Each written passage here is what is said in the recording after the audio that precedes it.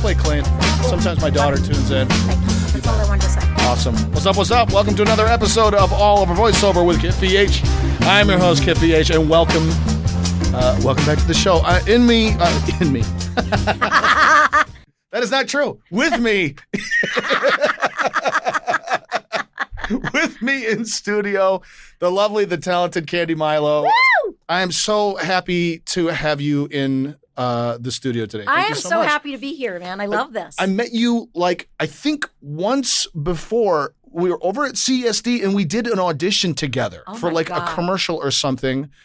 And we were in the booth with, I think, Steve Hamill for maybe a minute and a half. Yes. And it might have been the most fun I've ever had in a booth.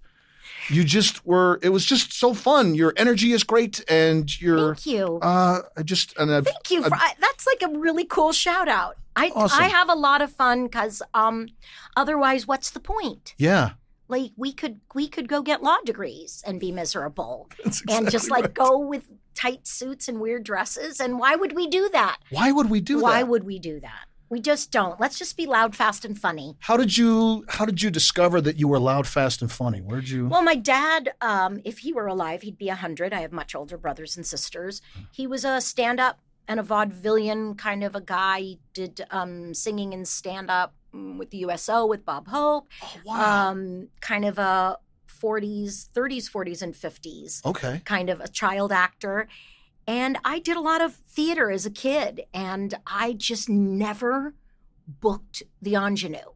I would always have the big belty thing, or they were always putting me in a wig and makeup so that I could be the old lady in everything. Were you doing vaudeville as well? No, but I what will were you doing? say I learned, and I know it sounds so trite, but I did learn at my dad's knee. I was 3 or 4 and he was playing in Vegas. Okay. And he was with the Ames brothers, and before me he opened for Louis Armstrong. Oh my And gosh. my brother carried his trumpet, my older brother carried his trumpet on stage. And so I've just kind of been in this showbiz family, but by the time I was old enough to do it professionally, my father was so far out of the game, and he had gone into the business of helping the mentally challenged and emotionally challenged. We opened California's very first halfway house for the mentally challenged and emotionally challenged. Of course, he forgot to get us a separate house.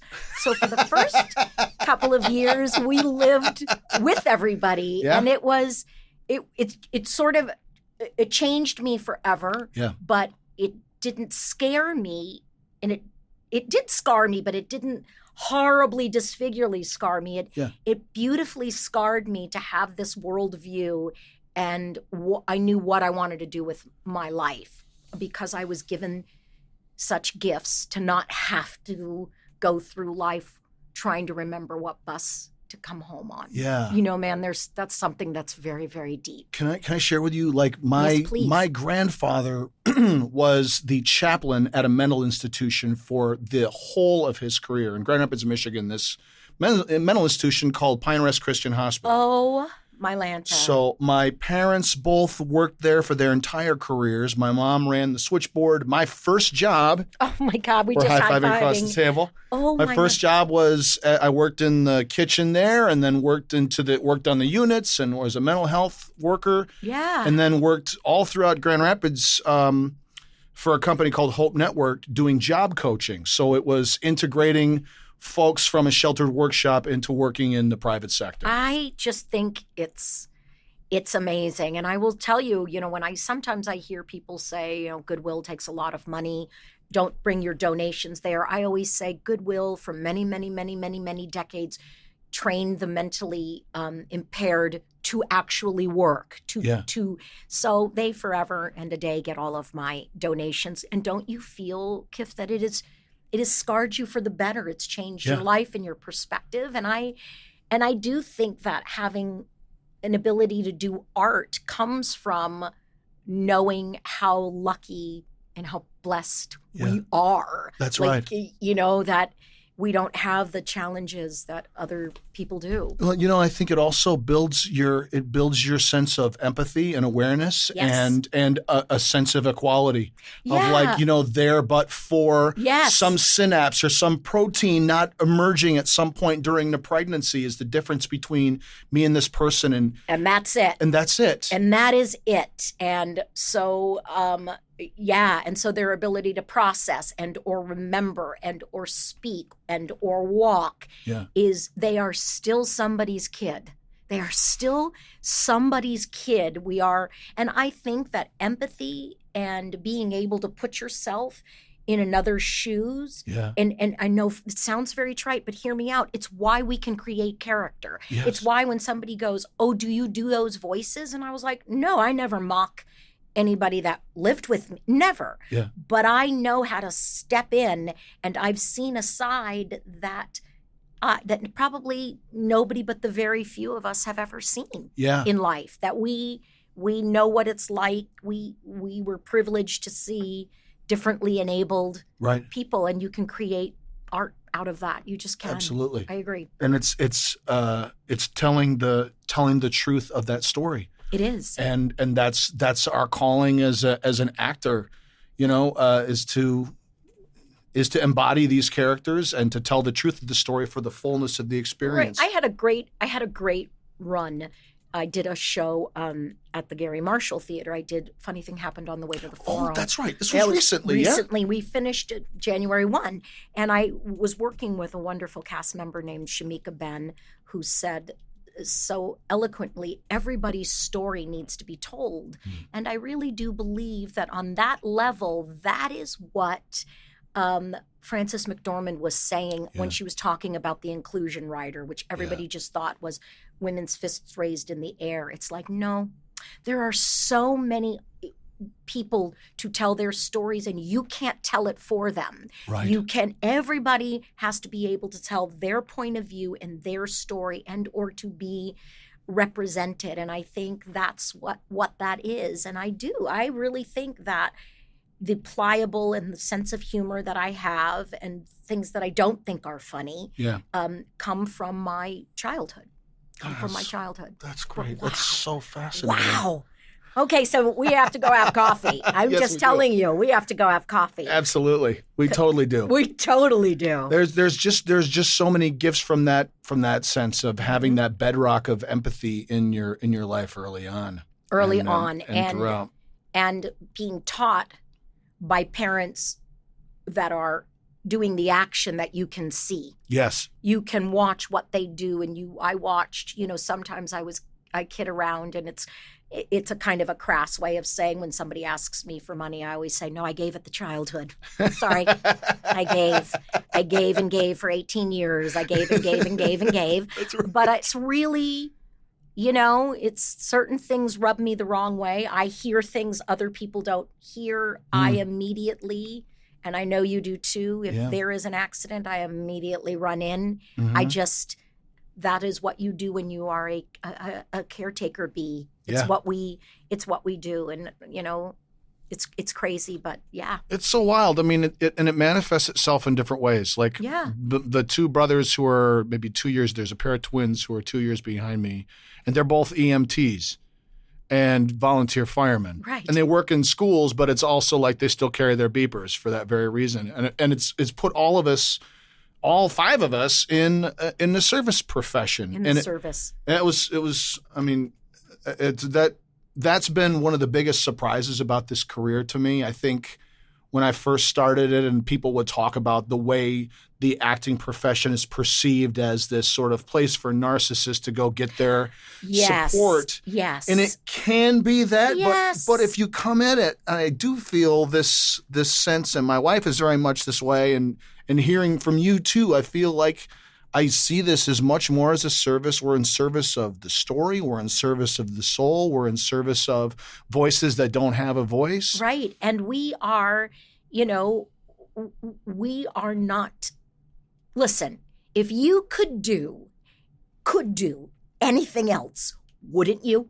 Like if you were really good, that's how much this business inspires me and still breaks my heart. Yeah. But I come back to it because I am meant to do this.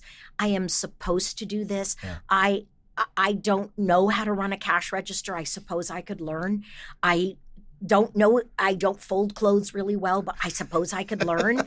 I just do this because since I'm 4 or 5, this is what I was supposed to do. And I laugh loud and ugly at things that other people, they giggle and grimace, and I'm like, no, hilarious, hilarious. I'm on the ground, I'm loud, I'm single, and now we know why. Because I just think that this is what we do, and I believe that you and I also are not seeking fame and fortune, and that's the difference between acting. And I believe it was either Judi Dench or Helen Mirren who had said that they were woefully woeful at the people in the States they have such fame and such broad reach, and they are completely untrained and completely without ability to morph and be, and they're just people that are checking their Instagram and they're seeing followers, and that has become sort of that drives shows and it drives people. I as we were talking before we went on the air, I do think that pendulum is swinging away. Yeah. And I think you will see that people want to see deeper stories. Look at what won. Yeah. The Shape of Water. I mean, look at these stories that are being told, and Lady Bird and Three Billboards and You Get Out. Oh, my Lord. That, to me, I won't even get there. I love that movie. That should have won. I know. Sorry, Guillermo. Tell me about your from your getting wigs slapped on you and playing old ladies and those things to making the transition into having the agency in your acting career. What was that moment for you?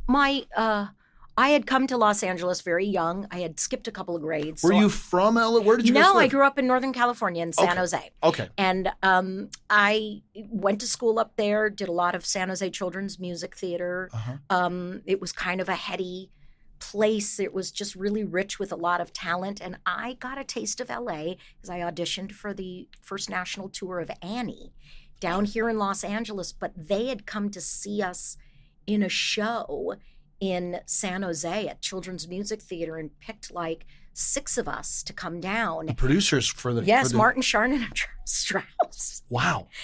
And we flew down on PSA and the airline with the smile, and like we auditioned at the Presbyterian Church on Franklin and Highland. Hollywood Press? Yes. Yeah. And I remember, I'm going to tell you this quick story. I actually do it in my club act, that I was kept.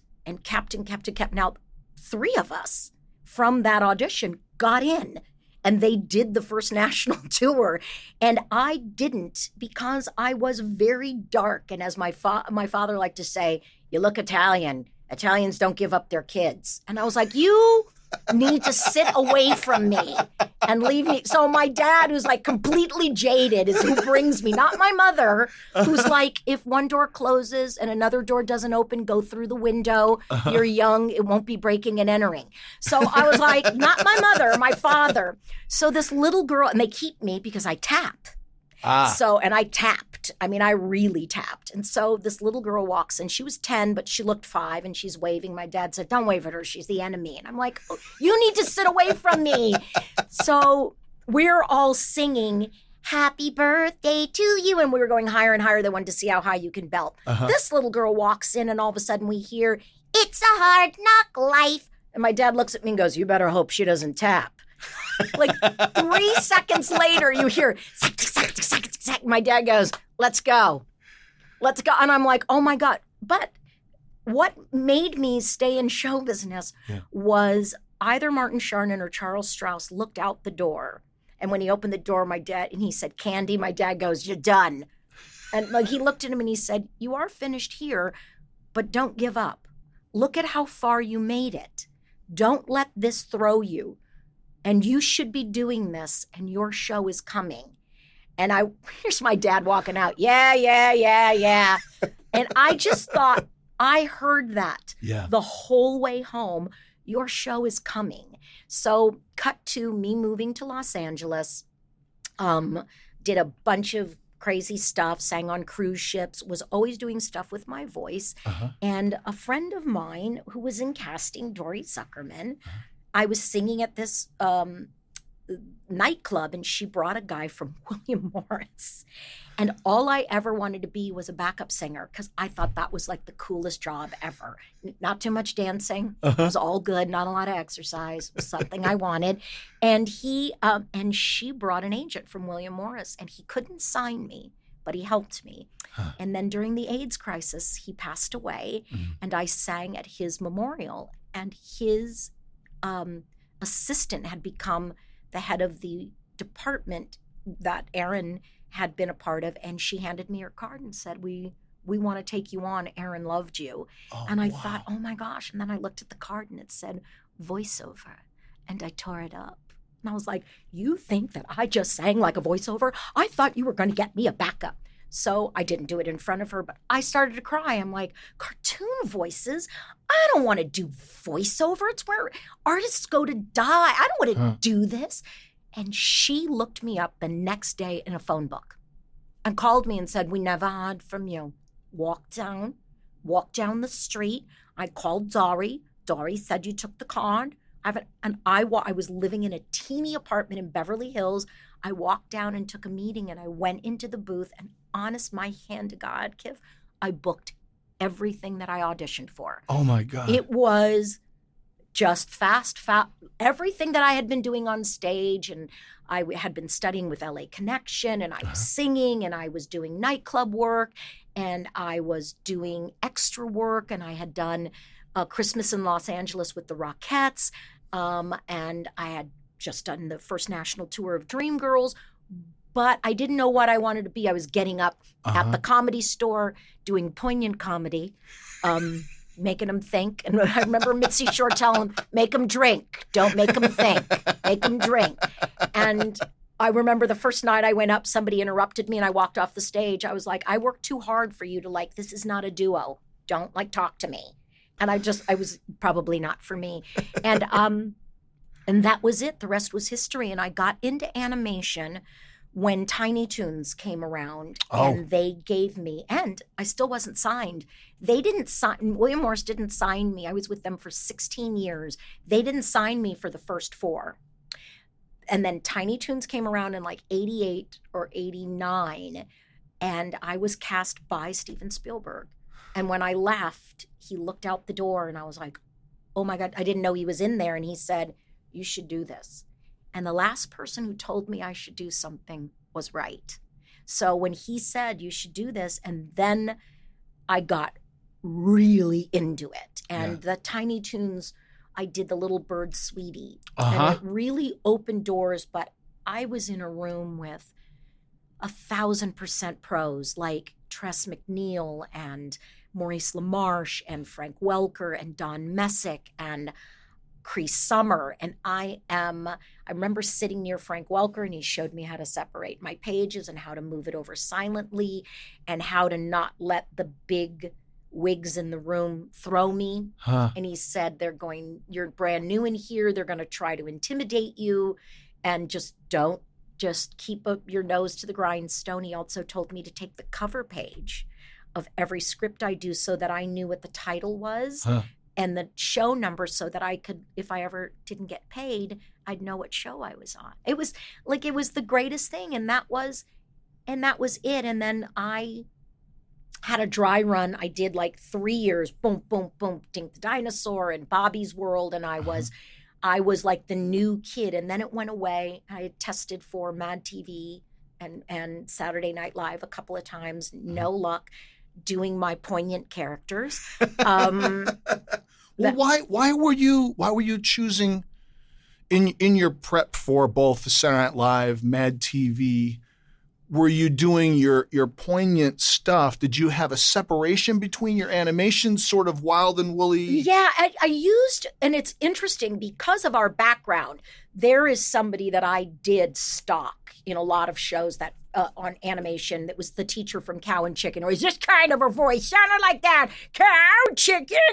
And she was somebody that lived in our house, and she used to talk, you're going to hell in a handbasket. I'm not taking my meds. And I was like, oh my God. So I kind of did her, and I made her a teacher for Mad for the first season that I lost, but I went all the way down to the end. Wow. I made her a kindergarten teacher 3 days before retirement that went to class drunk. And she was just like, I don't care. Let's paint the walls, everybody. Can you spell Bermuda? And it was really funny, but it wasn't like the crazy rabid football fans. That wasn't the characters they were buying. And then I did a Latina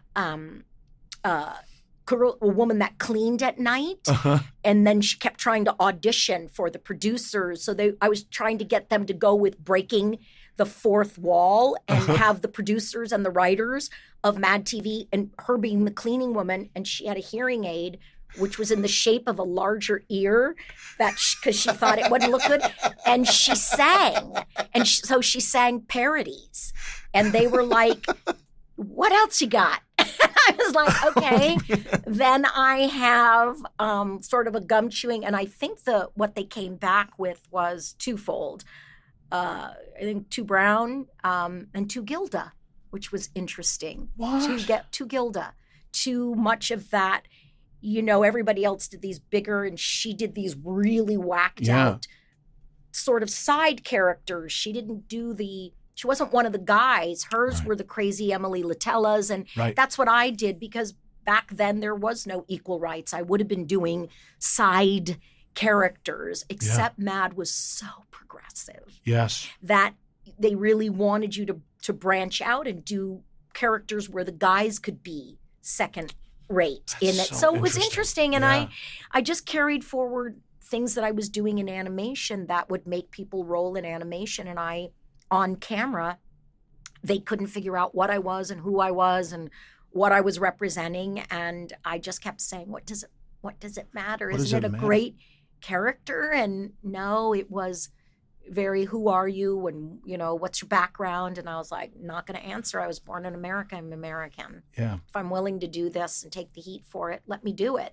Yeah. And so I think it just, and you know, in hindsight, I was reaching for something that, you know, somebody thought I would be great on. They saw me and they were like, you have to audition for Mad, and that was like a 10-week process. Oh my God. God. Yeah. Oh, I can't fathom the length of time that is. Yeah. You had to go back. You had to work with people, and they were honing so that when you went to test, the writers, Fax and Adam, they had you cold. You knew exactly what you were doing. You knew exactly, don't ad lib, go in, do the push cart, bring out the beatbox, sing your parody, then go into the next one. And they had it wired for what they wanted. And then ultimately Fox made the final decision. But I would just go, and all of it unpaid. Yeah, that's right. You're just trying to get a gig. And I was thinking, you know, I remember when I was devastated that it didn't happen twice, that I had a conversation with my voiceover agents, which were the only agents I had. They were representing me. Yeah. And they said,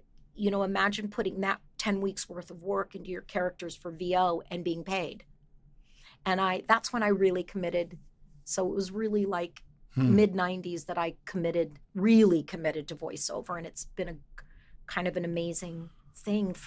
I've been really lucky. What a fascinating experience, though, to have that, go through that, and then go, good. Yeah. And then say, this is my place. Right. And here I go. Well, listen, man, don't you see like the interviews from, you know, like the kids who didn't get Annie and they still are dyeing their hair red and they're still talking about how close they got.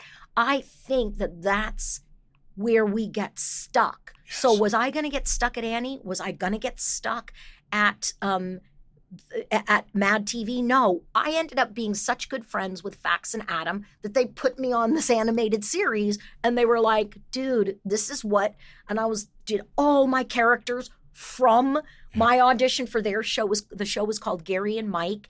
It was brilliant. I got to work with Bryan Cranston and Harlan Williams, and it was like this amazing Kerwood Smith. It was amazing. And I went, so if you look for the opportunity rather than being stopped at the no, I think what the no tells you, Kiff, is that it's a save. Yeah. The no is like, you don't keep pushing. Don't keep rowing. Lift up your oars and see where life takes you. You gave it a shot. They said no.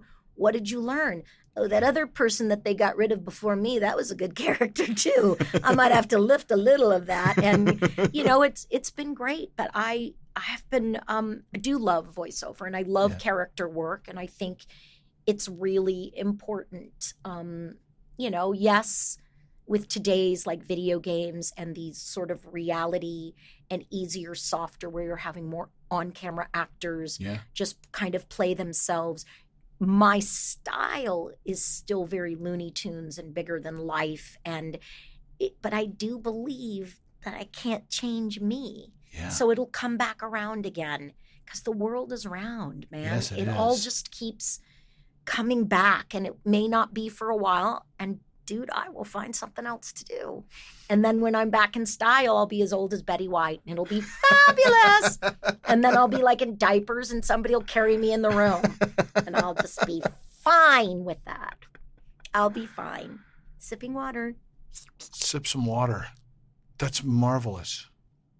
I think you have to be positive. Why let somebody else's opinion of you dim your light? It doesn't matter, yes, in that moment, you didn't get the job. But if we learn anything from watching actors who are working speak, it's just that we do it for us. Yes. And hopefully we can bring you along. And if we didn't bring you along, then we're not right, but we're not wrong.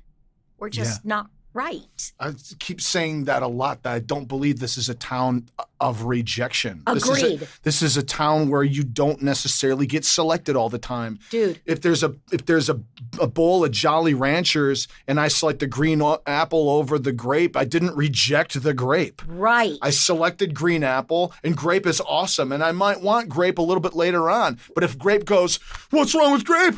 I'm going to give it up. And I'm going to put on another wrapper. Exactly. And then I'll be cherry. And it's like. But this cherry tastes like grape, Dude. And this is not cherry. And what happened to grape? I love grape, but I didn't want grape then because I just done mouthwash. Yeah. And I think that is really voiceover in a nutshell. When people talk about, all you can talk about is how to create your own character. Yeah. All you can teach and show is, what are you about? Who are you from? That's great. That's funny. Nobody's doing that. That's really good. Here's how you project that into a microphone and sell from your heart. But these people who teach and talk about, you need to have a this voice and a that voice and that voice. What you are adding incorrectly, I think, to a new voice actor is a layer that no one needs. You do not need a prince or princess voice. You do not need that. Any affectation you put on your voice, anything that you do is your version of a prince or a princess. You will never, why would you imitate someone and do this? Now you can if you're playing somebody old, or you get hired and they're like, oh, you sound like somebody, you can do it. But if I decide to do this, I haven't watched a TV show going, oh, that's that, and I'm doing that. No, I just watched Victoria and Abdul, and I'm doing Dame Judi Dench saying, are you lying to me? And I'm like, to me, that's a better thing. I think impressions are okay, but not of living voice actors. Like Dan Castellaneta's got it, man. He's alive. He's got that stuff down. Yep. They're all alive. I think that it is purely voiceover is character creation artfully delivered through a microphone in your audition, and you standing emotionally and artistically behind it and saying, you know what? This is what I think the voice should sound like. This is it. Years ago, Chris Kavanaugh, who just passed away, created the voice of Dexter from Dexter's Lab, and she quit. She made enough money, she quit. She quit show business, and like the first season in. And I did the last 6 seasons. Okay. And the hardest job I ever did, ever in the 30 plus years I've been doing this, is to recreate Chris Kavanaugh's voice because it was constantly a disappointment. Listen, I can do it. I'm here. I am Dexter from Dexter's Laboratory. But the way she breathed is different from the way I breathe. The way her life circumstances were different. And what the creators did not want to do, they wanted it to be seamless. And I kept saying, from an artistic point of view, I can't do that.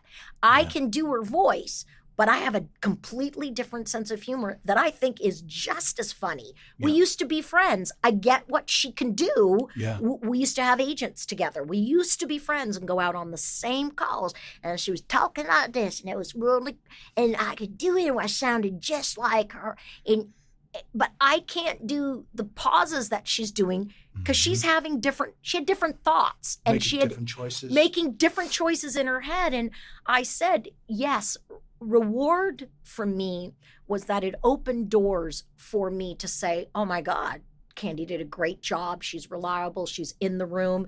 I'm at Cartoon Network. Other auditions were coming through. I'd finish a session. They would give me something to audition. It was great. But Tuesday mornings, wanted to kill myself walking into Cartoon Network. I was saying, and they used to have to play a clip from her in my headphones so I could get into the exact same, and because they didn't want the fans to sense a difference. And I thought a smarter thing might have been, and it would have gone forever, were for the creators to let me roll out me. And I never got a chance to do that. But other great things happened from that, and for which I'm eternally grateful. But that was a hard gig. Yeah. That was a really hard gig. How to feel invisible in 10 easy steps is to go in and take over an iconic voice, and they don't want you there. They really want her there, and she's not there. And I'm like, I'm here and I'm human and I can hear you. I heard that. I can hear you. Man. And I'm doing the very best I can. But, really Genndy was fantastic, that Genndy Tartakovsky, who created it, like I could explain that to him. But the studio was crazy. They wanted seamless. And I was like, well, that's not going to just keep. Anyway. I understand. I totally understand that challenge. I mean, a big chunk of my work is voice matching. Really? Yeah. What is that? I mean, how hard is that, man? Speak about that. Well, I just did Han Solo for Star Wars Forces of Destiny. Oh, wow. And the work was to match Harrison. Let me rephrase that, because I'm learning to put this in a place to mitigate exactly what you're describing. Right. My task was to play Han Solo as has been established. Yes. In The Force Awakens. So I had to figure out exactly where we intersected. And living with being a Star Wars fan from, when my dad took me out of school to go see it, I've been playing Han Solo ever since I was a kid. Right. So I knew how to act it, but that's a unique situation because a lot of the stuff I do is in trailer matching. Right. So it'll be like, Tom Hanks in the trailer for Inferno going, we have to get to Venice. So figuring out how to, It's so good. And I'm watching you like I'm watching TV because I can't do that for anything. Really? Let me tell you who I voice matched. Here's who I voice matched. Do I get Kristen Stewart? No. Angela and Lansbury in Mr. Popper's Penguins. I show up to the Fox lot. I walk in. They say they've got a spot for me, and it says Candi Milo / driver. So I'm like, I walk in, and I said, hi, I'm here for Mr. Popper's Penguins. And they said, oh, is she in the car? And I went, who? And they said, the voice match. And I was like, it's me. And this director, this handsome guy walks out, the actual film director, and he's like, it's you? And I went, Mr. Popper, they're not for sale, Mr. Popper. And he was like, oh my God. And I went, welcome to my career. I am now 11 again, placing a gray wig, smiling broadly, and putting black in all my creases and white powder on my forehead. That is all I got.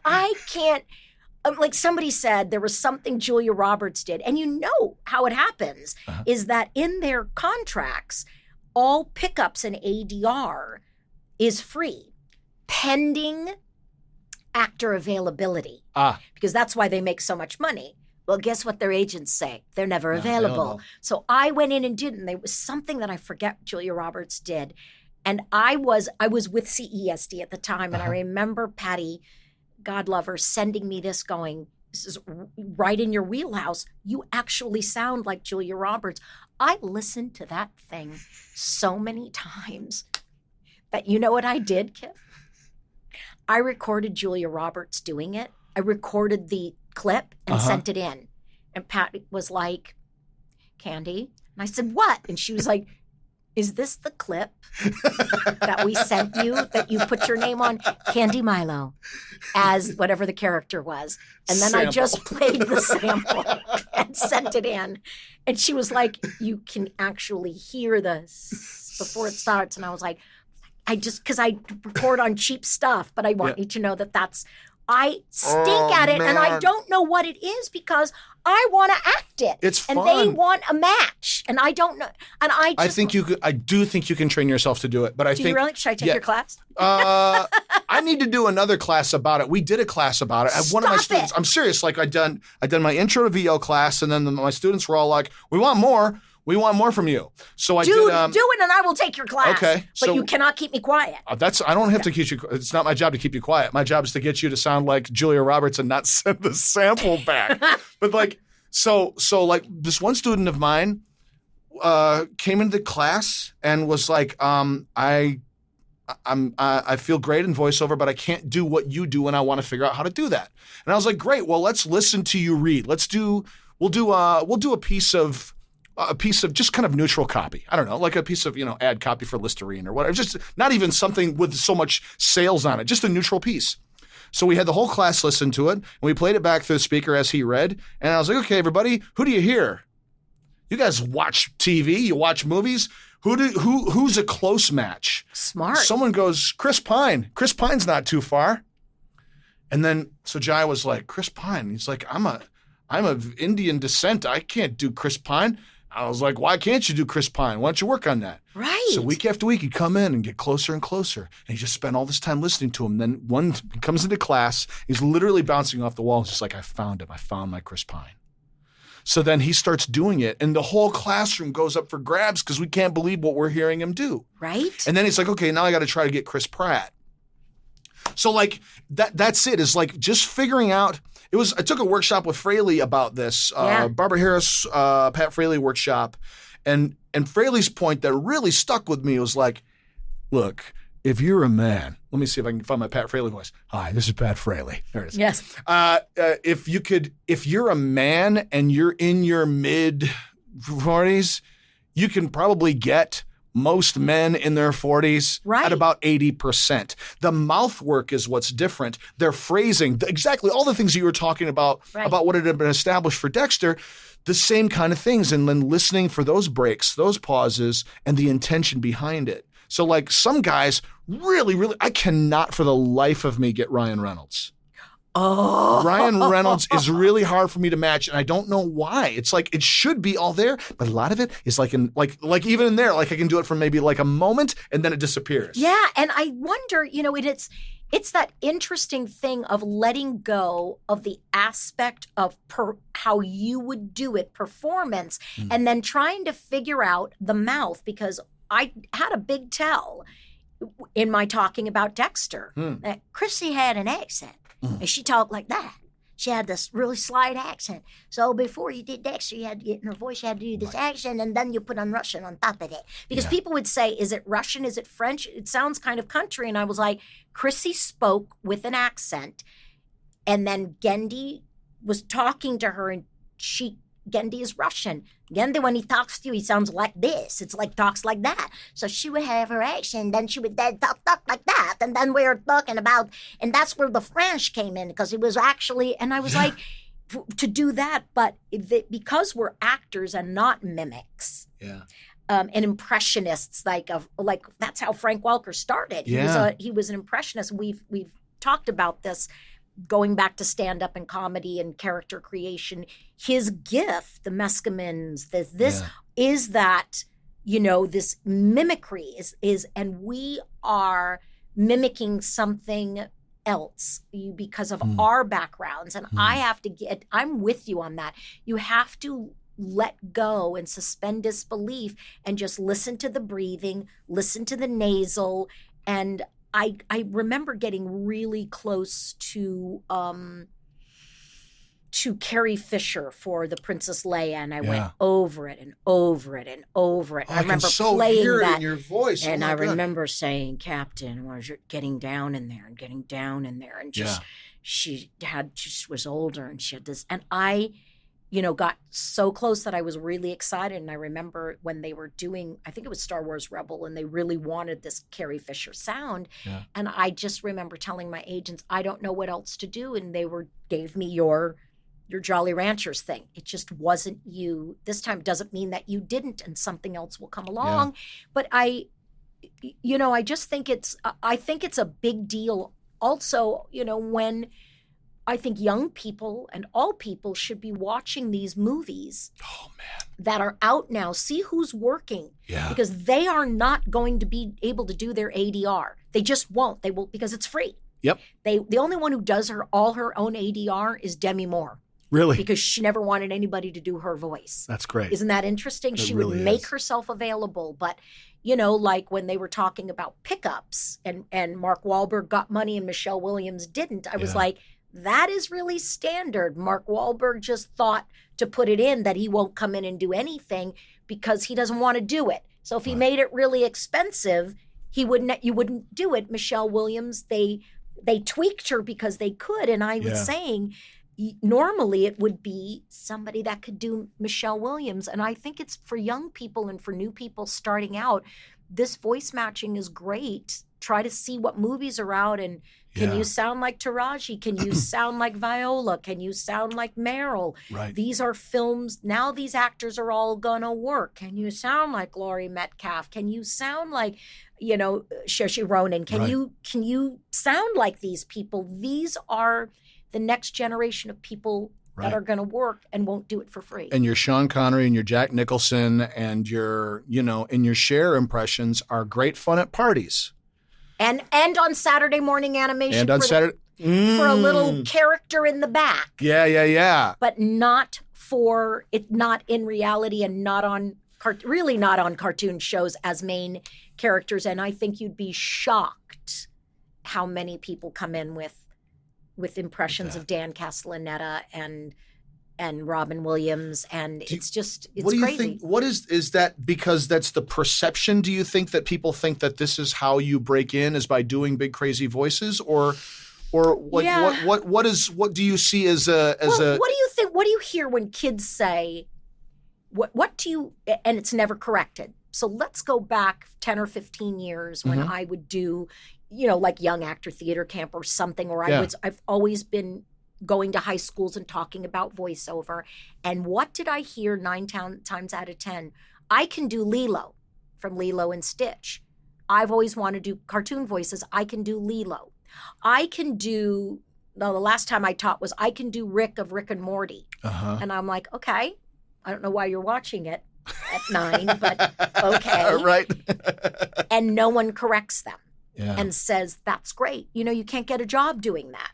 But it's great that you're learning how to move your mouth, and it's great that you're listening and do it. But who are some of the people? Give me someone from your class that you admire. And who is in your 4th grade class that you love? Can you do your teacher? How about you? Can you do your teacher? And I think that's what it is, that kids watch cartoons. They love it so much.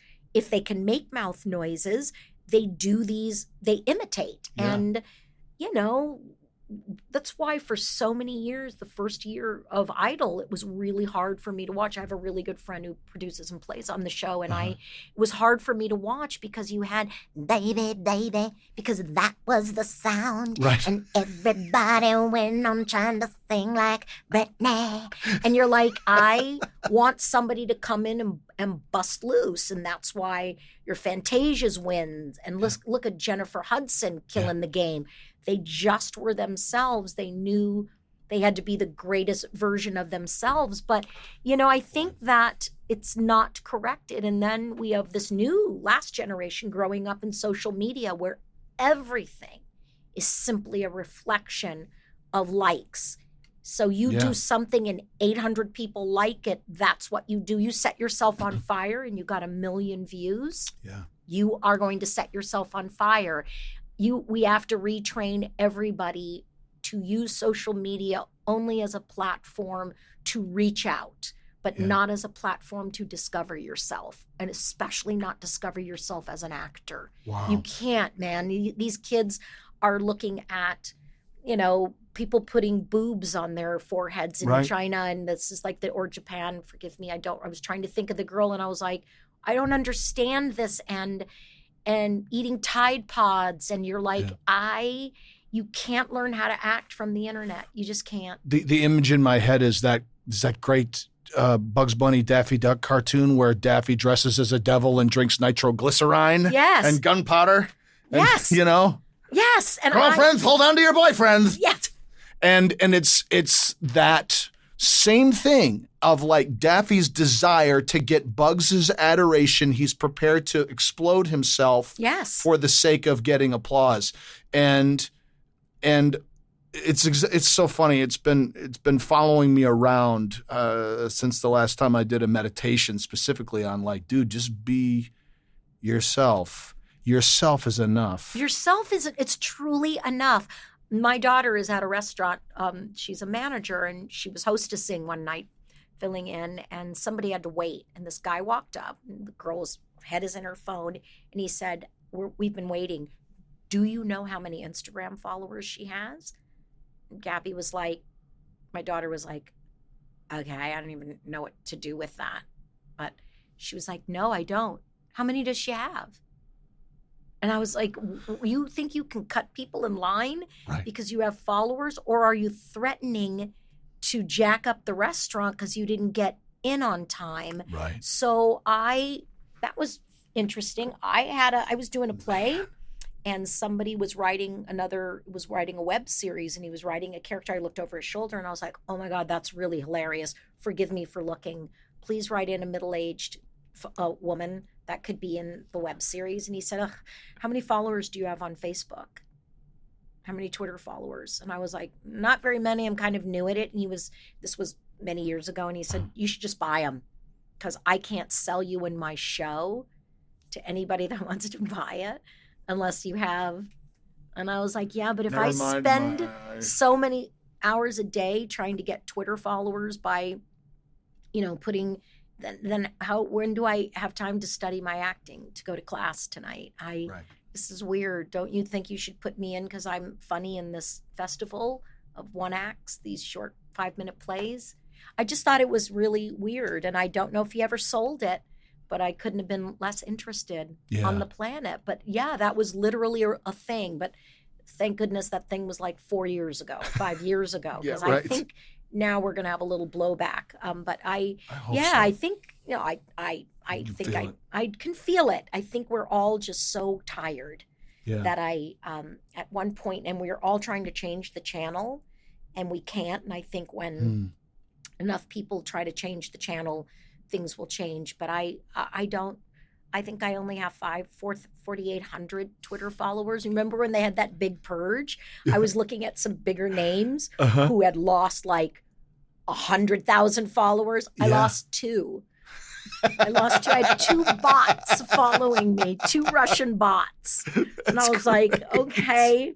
I lost 2. I was like 4798. And I was like, oh man. I mean, this part of me feels like, you know, I pay attention to it, but it also feels like paying attention to my gas mileage and how I'm driving. Exactly. You know, it's like, what's my mileage? Am I getting 23 per gallon or 24? Right. And it doesn't help me, like you say, prepare my audition work for tomorrow. No. Make sure that I'm delivering what I need to be delivering. Right. Doing my rest. Taking care of the things that need to be taken care of. No, and if you don't think that your system gets jacked from getting on these social media things and we can't help but envy, which is just soul crushing. We can't help but then question, why didn't I go out and did I read? And, they picked her. Why didn't they pick? And then I just am like, I'm just going to put on some cute puppy pictures or I'll just retweet my same political beliefs from someone that's kind of moderate. And that's all I do. And then I go away. And then when they do the follow Friday, I'm like, and they put my name in. I'm like,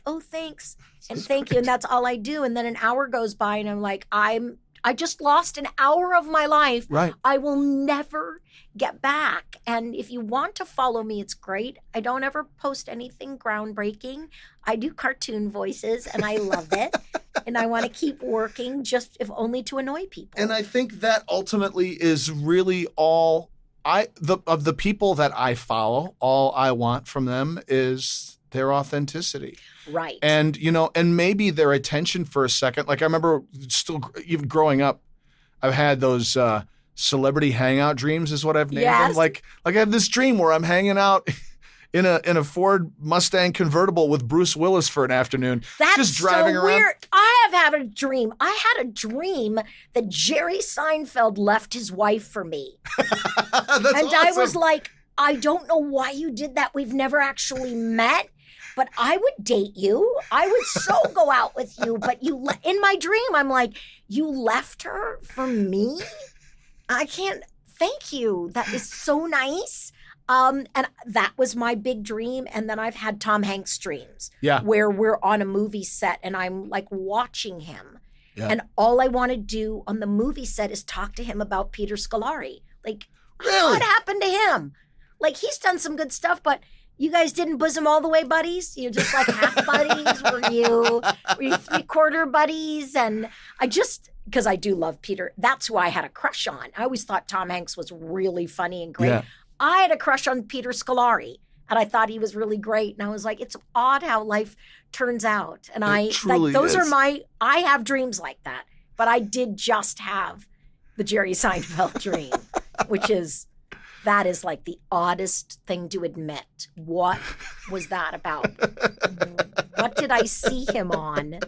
I don't even know if it's a seeing thing. I know with like those guys, it was like guys I admired, right? But wouldn't daydream about it. Right. It's only the kind of purging thing that happens at night, where suddenly wild? It's like, and sometimes I do think, for whatever reason, I do shamanic drum journey from time to time, and my spirit animal has presented itself as a wolf to me. Right. So and that's been a constant for me.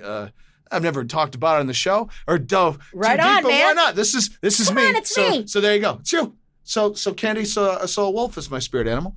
But I love that. But these dreams will come also, and there'll be things that are given to me in that context. And I do believe that, I mean, I'm raised Christian. I converted to Catholicism, but I don't wind the watch too tight. Right. I believe that we're spoken to in all kinds of different ways and guided in different ways. And I've always been like, going to church for me is going to the movie theater. Right. And I find so many truths in these pictures, Right. And so I'm open to receive that kind of information, and I've really found some really helpful stuff in that. Oh, I am with you. And I think dreams are powerful because I do believe there are messages. I will tell you that if you believe that they're hokey puck and nothing had come of it, I will tell you, I was a big admirer of Robin Williams. And I used to dream about him all the time. Like when I met him, I was going to say this, and this. Yeah. And I started to look at the messages when I had an opportunity to actually meet him on the street. And we were walking. I was in Beverly Hills. Gabby, my daughter who's 26, was just born. And he was perspiring and hairy, and he had this weird outfit on. And he was walking toward me, and I am pushing the stroller with like an infant. And he stopped and he looked in, and I just looked at him and I went, I love you. And he got down on one knee and he went, and I love you too. And I want you to know I didn't say anything.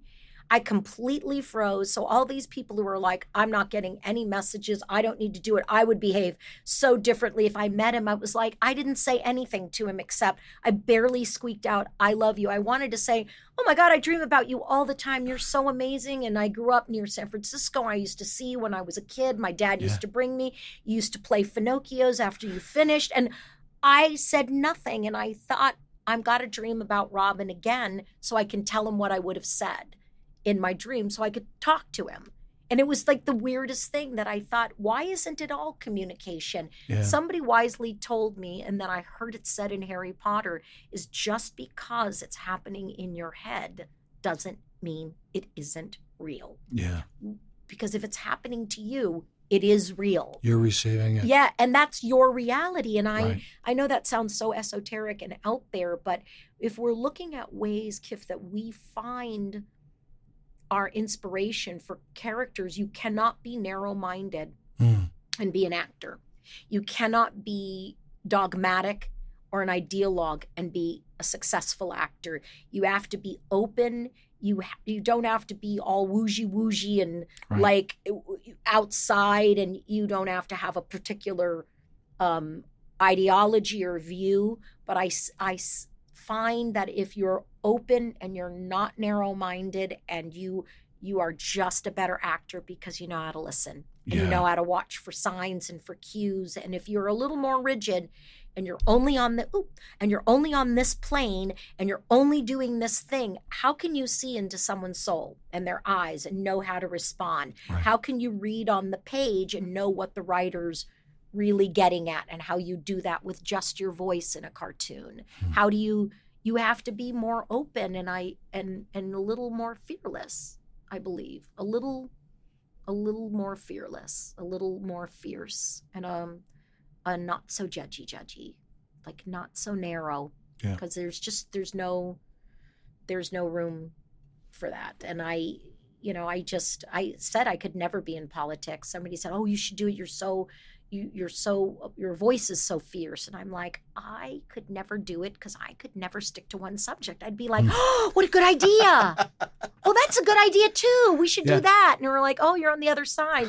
Oh, but he's got a good idea. Everything else he said sucks, but that's a good idea. I could never do that. I can bring enthusiasm and energy and passion to things. Yes. But in terms of a leader, I'm too interested in listening and weighing and being and taking on things. And it is that empathy that's important, but also that empathy that can keep me from moving forward with things. Because there's that overwhelming. That's right. And and when people are empathetic and are empaths, you just take so much in, and it's a hard thing to do. When do you put up the fence? And when you're working, it's a whole different, it's why I really think a vocal studio where we record is a sacred space. And it's really hard to have what I call civilians, the non-creatives, the suits in there. I don't dislike any of them, but their job is to get a product in one take or blah, blah, blah, blah, blah, quickly, cheaply, in the realm of standards and practices that fit the toys that they're doing, and it doesn't make for it. Or if you've got a voice director that doesn't understand you artistically, or somebody, the studio, the recording area needs to be a sacred space where because comedy isn't pretty. Right. It's ugly. Your face gets ugly. You're screaming. You're turning purple. It's that kind of a thing. You're taking some extreme personal risks, and and not all of it works. Right. And creatives get that. That's the nature of that space, and folks who don't. And you need that. And when that judgy energy comes in there, it really can inhibit. Like when we were writing, creating reviews at Second City or improvising, it's that same space of like, I cannot have you focused on what the show is going to be in 8 weeks. Right. While we're creating here. Right. And I will say I worked with a wonderful woman, Andrea Romano, just because she was so intuitive, having been an actor and a director and a writer and then a voice director. You could look out and she'd go, one more? You have one more? I have an idea. All you had to do was turn your head to the booth and go, like, we would do it and she'd look back and then get direction and then direct you. And then I would look at her and she'd go, you got another one? Or give me a series of 3, wink. And that vibe, it just makes you relax because she will constantly remind you, back in the days when it was tape, that it's just tape, and tape is cheap and we can cut it out. And now she said, it's just air. We just cut it out, and you can lay it out without it being, laid down. But because when people don't know how it works, at some point you have to rehear what you did. Even if you don't watch the cartoon, you're not a fan of it, you have to go in for ADR. They play you back that character. Then you have to match that character and try to remember what you did and what was the thing as you pick up those lines. And when you're out of your groove pocket, man, you can hear it. And you're embarrassed, and it's like, wow. And I have had sessions where I've gone in and just asked to do it all over. Said, I'll be so fast. Now I got it. Or they'll play it against something. And, you are still vulnerable until it airs. Yeah. And it's subject to change, and you can be replaced. And it's all, it's a tough thing. But being an artist and being a voice artist it's just because we're in a microphone, it doesn't mean that we're any less creative. That's right. I know he didn't mean it, but I remember meeting Jeffrey Katzenberg, and he said, can you hang out? I forget what it was. It might have been Ant Bully that I was doing with Tom Hanks. And he said, can you just wait right here? We have a real actor in the booth. Can you voice actors wait here? I was like, all right. Is anybody plastic here? I thought we were all actors. Are you plastic? Because I'm a real actor. They only will let me do this. I keep auditioning for film and television. They will only let me do this so far. And I do Steven Spielberg told me I was good. So I'm just going to let that. I'm sure I could call Steven up and go, I'm still good, right? It's been like 1989. Oh my gosh. Almost 30 years. How can I be that old? You're not. 36. I mean. Oh my God. My God. How marvelous. How marvelous. And I always like to make a push for people to be patient when they're starting out. Be patient with yourself. Be patient with your characters. Be patient with your gigs. Do not do a ton of non-union. It hurts you in the long end. It kills the rest of us. I can tell you that I have health care. I had my daughter through health care. If you work hard, the jobs will come. If in 10 years the jobs don't come, don't do non-union. Go do something else. It's not for you. It's not for everyone. Yes, it's a small field. And yes, you can make a couple of thousand and do very well, 60 or 80. But when you kill the goose that laid the golden egg, you kill it for everyone. And I'm old enough to say, I'm looking forward to pulling a pension. Yeah. I didn't do it all in voiceover, but I did it all in acting. I did it all in performing, all movies, teeny tiny parts where, oh my gosh, that's me in the background walking by. There I am. The only person in the party that they said, when you walk through frame, don't raise your hand, don't hail anyone. Walked right through with my hand raised. Hey. Like, I'm surprised I didn't have Lucy Ricardo on the bottom of my shoes, but I encourage everybody to have faith. As we were talking before we went on air, platforms are changing. I don't think Netflix knows what it's going to be. We don't know how we're getting paid. The union is working on it. Celebrity high-paid actors are working on it. We're all trying to figure it out, but try not to put a price on your soul and try not to put a price on your art. It all takes time. I mean, I told you I was singing for $25 a night. In nightclubs in and around West Hollywood and Santa Monica here in LA, and I couldn't afford classes because I was just barely on Thursday, Friday, and Saturday nights making my rent, and I had a Rabbit diesel, and I was barely making enough to buy diesel and groceries, and you just hang in there. Not everybody gets a break. I didn't get a break. I just kept working, and eventually people went, we're never going to be able to get rid of you, right? And I'm like, nope. And that's your I'm break. going to keep coming back. And yes, we talked about, That you push, that the break isn't, sometimes the break is not breaking through glass. It is pushing through the molecules of it and sneaking out, or it's merging onto the 405 from Santa Monica where Wilshire is. And all of the cars are lined up to get off at Wilshire, and you just kind of work, and all of a sudden traffic is clear. Right. And it's not a break. I didn't get an accident. I've just been sitting in traffic for 10 minutes to do this one. And I will tell you, and how you last in showbiz is, did you flip off the person behind you? Or did you wave, even though they didn't let you in? Did you wave and say thank you? Even though you tried to squeeze me out, I eventually got in. And I will always wave and go, I'm sorry, thank you. Yeah. And so many times, it usually is a man that will go, oh my God, like, oh, okay. And I was like, so I made your day. And that's showbiz. That's right. When you get in, did you turn to everybody and give them the finger and say, I'm going to do this? Or did you just thank everybody for giving you a chance? And now that I'm here, I'm going to make what I consider to be magic. You might think it's porridge. I think it's magic. And I'm going to be nice and gracious and thankful that I am in the room. And every time I get my little gigs, Kiff, I am thankful to be in the room. Amen. Thankful to be in the room. And we get to use our childhood that I am flipped out, that are so similar. That is such a trip.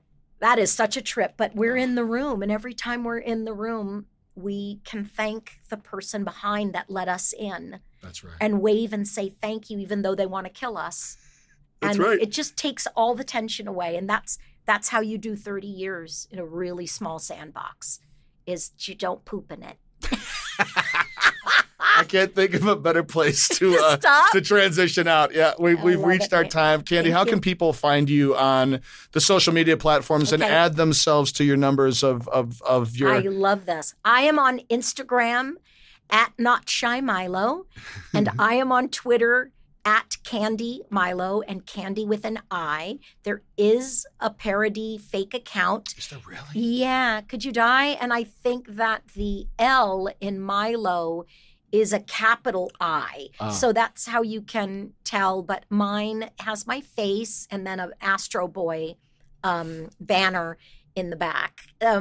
So please come and follow me on Twitter so that when they purge the bots again, I can have real people. And I do go on, and yes, I have opinions and I'm very political, but I'm just a concerned person. That's all it is. But come follow me. My Facebook is private. My Facebook that is Candi Milo, we got locked out of, and it's been taken over by somebody else. And I, for a year, have been working with Facebook trying to prove I'm me. That's insane. It's insane. And so it's not me. I haven't been on. I think there are 5,000 people on there. I think a fan has taken it over, and and they locked me out. So, and then mine is private just for colleagues, because I share a lot of personal stuff, but I'm really into Instagram.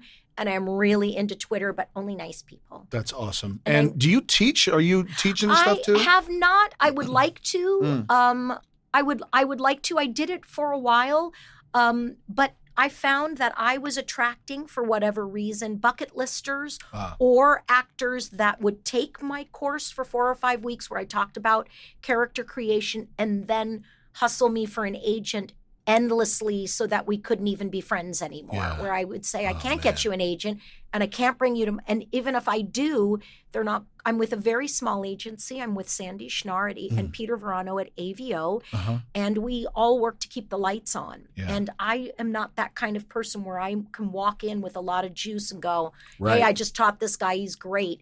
They take mid-range to heavy hitters, and then the agents' assistants, Kiff, take on their own personal people that they're building up. Gotcha. We're not, I know of better agencies, but I can't get anybody an agent. And if you're a dentist, I'm not the person you want to take from, because I can't teach you how to act. I can only teach you how to do cartoon voices. And how I do them. Awesome. So I don't. Maybe I'll teach. Maybe we should teach something. I would love that. We'll find some way to make that happen, because that would be absolutely delightful. Wouldn't that be fun? And then we would just laugh the whole time and talk about our childhood. And talk about our childhoods, and then our students would be like, Can I please have my money back? And we'd be like, spend it. Spend it. It's already spent on Venmo. I just booked a safari. Thanks, guys. Venmo is my favorite. Oh, I love it. All right, too. do we have to go? We have to go. I have to play the music out. Thank Bye. you so much for Love listening, you guys. And I'm on @KiffVH for more information on both Twitter and Instagram and on Vero. Come find me on Vero. I love Vero. Oh, we got to talk. I'll talk more about that. And we'll be back with more episodes very soon. Peace. Woo!